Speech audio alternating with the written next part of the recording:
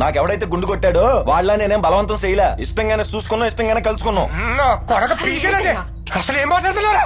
నువ్వు ఉండే కొంపాలు ఇచ్చింది, మీ అక్క చేసే ఉద్యోగం వాళ్ళు ఇప్పించింది, ఇవన్నీ నీకు అవసరమా? ఆడొచ్చి పెత్తనాలు ఎత్తంటే మా ఇంటి ఆడ దాని మీద చెయ్యింది కేసారో నాలుగు కొట్టకుండా నా మీద దొరుకుతావు నువ్వు. ఆడు కూడా నన్ను నాలుగు కొట్టి పంపించాడు. వాళ్ళ పాత బట్టలు తొడుక్కుని బతికేవాళ్ళం, మనకి ఈ పేమలు అవసరమా? ఏంటి మా ఇంటి ముందు పెంట? నువ్వు వస్తావా, నన్ను లాగి పడేయమంటావా? నాకు ఇప్పుడే తెలిసింది. మీరేం రియాక్ట్ అవ్వకండి సార్. మీరు తొందరపడితే ఊరంతా తప్పు మీదే అనుకుంటారు. అంటే ఇప్పుడు నేను చూస్తూ కూర్చొని ఉండాలా? మహా అయితే ఎంతసేపు ఉంటారు సార్? సాయంత్రానికి అంతా సర్దుకుని వెళ్ళిపోతారు. నా మాట విని మీరు కాముగా ఉండండి చెప్తాను.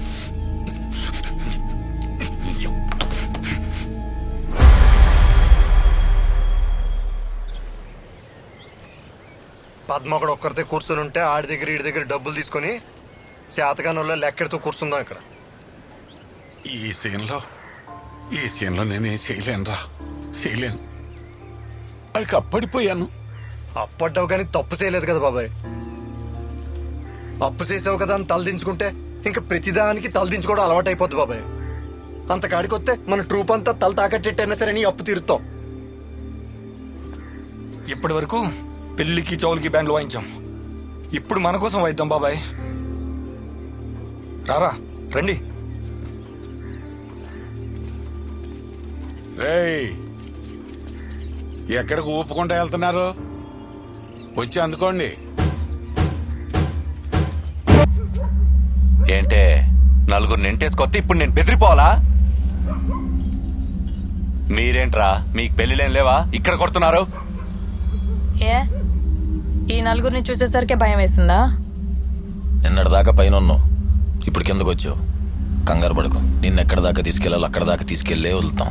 ఎవరెవరిని ఎక్కడికి తీసుకెళ్తారో చూద్దాం. ఓహో, పెద్ద మనిషి. ఎరా నా కొడక, నువ్వే నారీలో నెగదోసింది. నా అప్పెక్కర్రా. వారం గడువులోగా నా అప్పు తీర్చకపోతే అప్పుడు చెప్తాను నీ సంగతి. యాండోయ్, అప్పు కట్టలేకపోతే అనుకున్నట్టుగానే నా బ్యాండ్ షాప్ తీసేసుకోండి. కానీ ఒక విషయం, ఎవరిని ఎగదొచ్చినా రారు, కడుపు మండితే వస్తారు. ఎలాండే?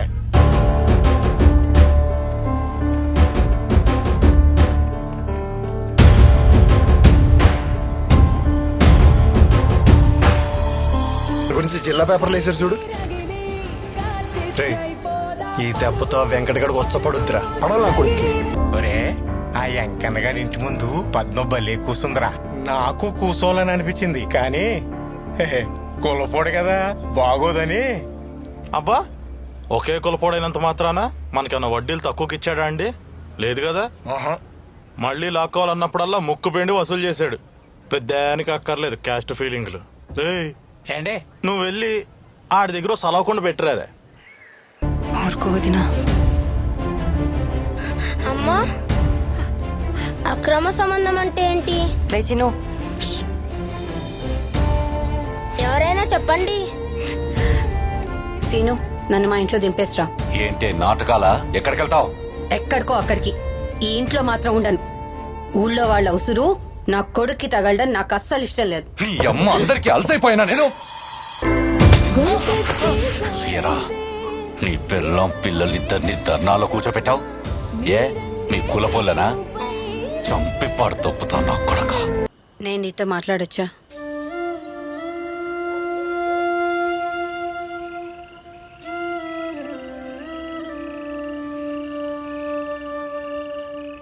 చెప్పండి. పద్మ, రోడ్డు మీదకి వెళ్తేనే న్యాయం జరుగుతుందంటే ఇంట్లో ఎంతమంది ఆడవాళ్ళు ఉంటారు చెప్పు? ఏం చెప్పాలనుకుంటున్నారో సూటిగా చెప్పండి. ఆయన గురించి పూర్తిగా తెలిసిన మనిషిగా చెప్తున్నాను. ఆయన ఒక మెట్టు దిగి క్షమాపణ చెప్పే వ్యక్తి అయితే కాదు. ఒక అమ్మాయి పెద్ద మనిషి అయిన తర్వాత తల్లి కూడా బట్టలు లేకుండా చూడదు. అలాంటిది మీ ఆయన నన్ను అలా చూశాడు.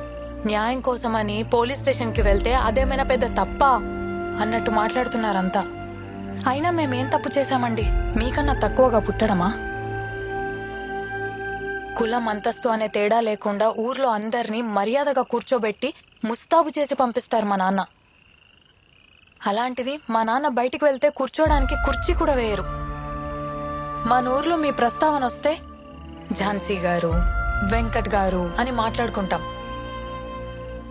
అదే మా పేరు చివరన ఆ 2 అక్షరాలు చేర్చుకోవడానికి మేమెంత కష్టపడాలో మీకు అర్థం కాదు. ఆ గౌరవం నేను సంపాదించుకున్నాననే లోపే మీ ఆయన వచ్చి లాగేసుకున్నారు. నేను ఇక్కడ కూర్చునేది ఎవరో నా మీద సానుభూతి చూపించాలని కాదు ఝాన్సీ గారు. నా ఆత్మాభిమానం కోసం, న్యాయం కోసం. అవి 2 దొరికేంత వరకు నేను ఇక్కడ నుండి వెళ్ళనండి. వెళ్ళను. ఒక భార్యగా నేనేమనుకున్నా సాటి ఆడదానిగా నువ్వే నెగ్గాలని కోరుకుంటున్నాను. సరే, భోజనం చీర తీసుకొచ్చాను, తీసుకో. లేదండి, మీ ఆయన చేసింది తప్పు అని ఇలా చాటుగా కాకుండా బయటకు వచ్చి మీరు ఒప్పుకున్న రోజున అదే మీరు నాకు ఇచ్చే పెద్ద బహుమతి. 2 రోజులు చెల్లి పెళ్లి పెట్టుకొని ఇంటి ముందు గొడవలేంటి? పెళ్ళప్పుడు ఏమైనా ఇబ్బంది అయితే?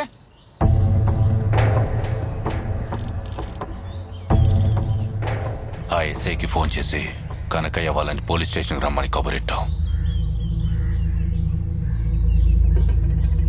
రా కనకయ్య, కూర్చో.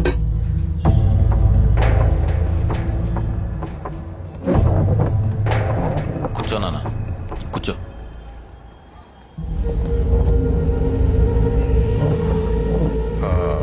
కనకయ్య, ఇలా గొడవ చేసుకుంటూ పోతే మీ రెండైపులా నష్టమే కదా. పైగా అవతల వాళ్ళు చెల్లి పెళ్ళి అంటున్నారు. ఇంతకు దేని గురించి పిలిచారో అది చెప్పండి. ఆ, అది సూటిగా అడుగుతున్నా. మీకేం కావాలో చెప్పండి. డబ్బు అయితే ఆ విధంగానే పరిష్కరించుకుందాం. నువ్వెందుకు నసుకుతున్నావు? ఏం కావాలి, ఎంత కావాలి అడగమని చెప్పు, పడేస్తాం. డబ్బులు ఎవరికి కావాలి? అమ్ముడు పోయే వాళ్ళు బయట చాలా మంది ఉంటారు, వెళ్ళి వాళ్ళని కొనుక్కోమనండి, మమ్మల్ని కాదు. డబ్బు ఉందని మదమా? అన్ని పనులు అందరూ చేసి పెడతంటే తెలియట్లేదు మీకు. ఏదో రోజు ఆవిడ బొచ్చాడు కొరుక్కునే రోజు వస్తుంది, అప్పుడు తెలిసిద్ది మనిషి విలువ, పని విలువ. ఇప్పుడు మీకేం కావాలంటారు? క్షమాపణ చెప్పించమంటారా? నీకు చెప్పానంటే నేను క్షమాపణ చెప్తానని. ఆడు చెప్పినా నాకొద్దు. అమ్మాయి మీద చెయ్యేసిన ప్రతి ఓడు క్షమాపణతో పోతుందనుకుంటే రోడ్డు మీద ప్రతి ఎదవా చెయ్యేస్తాడు. అరే, దిగొచ్చారు కదా నలుసా, ఏం తప్పు చేశారని అరెస్ట్ చేయమంటావమ్మా? తప్పేం చేశాడా? సరే, ఇప్పుడు నేను కూడా ఆడు బట్టలు ఉడతీస్తాను, మొండి మనతో రోడ్డు మీద తిరగమని చెప్పండి. ఆ పరిష్కారం అయితే మాకు సరే. కొడక, ఏం మాట్లాడుతున్నావురా? సైలెంట్ గా కూర్చుంటే చేతగన్నాను అనుకుంటావా? మాట అంటేనే కోపం వచ్చింది కదండి, మరి మాకు అందుకే వచ్చింది. ఆ రోజు కూర్చుందంటే బలిసిందని నన్ను కొట్టారు, మరి ఇక్కడ ఈడికి బలిసినట్టుంది. ఏట్రా నూనెరా మళ్ళీ. పద, మనం వెళ్ళి మన పని మనం చేద్దాం, వీళ్ళతో మనకెందుకు. పద. రేయ్, ఆ రోజు ఫోన్ లేకదా అని గుండె కొరికా, ఈసారి అయితే పీక మీదేస్తా. పీక మీద వేస్తావా? వేరా, వేయ్. మా వాళ్ళకి పీకల మీద కత్తులు పెట్టడం కొత్తేం కాదు. ఆదివారాలు ఇంటికి పిలిచినప్పుడు జాగ్రత్త.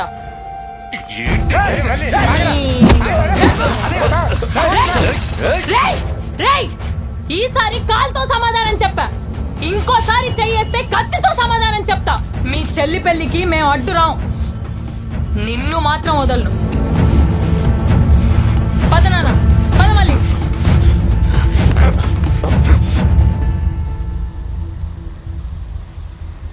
ఎరా, ధర్నాలో కూర్చోకుండా ఏడు కూర్చున్నావు? ఏదైనా రాజీ కుదిరిందా ఏంటి? రాజీనా? వాళ్ళ చెల్లి పిల్లని మేము నిన్న ధర్నా ఆపాం అంతే, తర్వాత ఆడుకుంటది. సంజయ్, అప్పుడు ఎవరో అమ్మాయి అంటే ఇష్టం అన్నావు, చెప్పావా? చెప్దాం అనుకున్నాను రా, కానీ పాప అమ్మాయి పరిస్థితి ఏం బాగాలేదు. పరిస్థితి బాగాలేదని వదిలేస్తావా? ఎందుకు వదిలేస్తాను రా, అన్నీ సర్దుకున్నాక చెప్పేస్తా. నువ్వు చెప్తే సర్దుకుంటాయేమో. స్కూల్ గోడ మీద షేర్ వేసింది మా అక్క చూసిందా లేదో నాకు తెలియదు, కానీ ఆ బొమ్మ వేసింది నువ్వే అని నాకు తెలుసు. చెప్పాల్సిన రోజు వస్తే హెల్ప్ చేయమని అడిగావుగా. పర్లేదు చెప్పు, నేను అన్నాగా.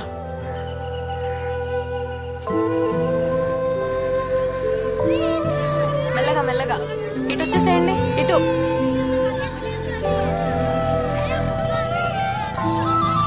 ఇటు రండమ్మా. స్కూల్ కా పద్మా? అవును.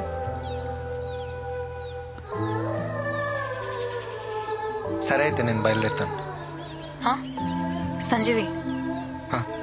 నాకు ఆకుపచ్చ రంగు అంటే ఇష్టమని నీకు తెలుసా?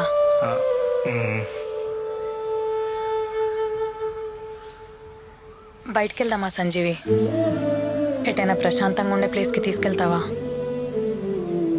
ఒక్క అరగంట టైం అయిపోతుంది, నేను రెడీ వచ్చేస్తాను. కంగారేం లేదు, నాకు ఎలాగో స్కూల్ ఉంది కదా, ఆదివారం వెళ్దాం. సరే. ఇటు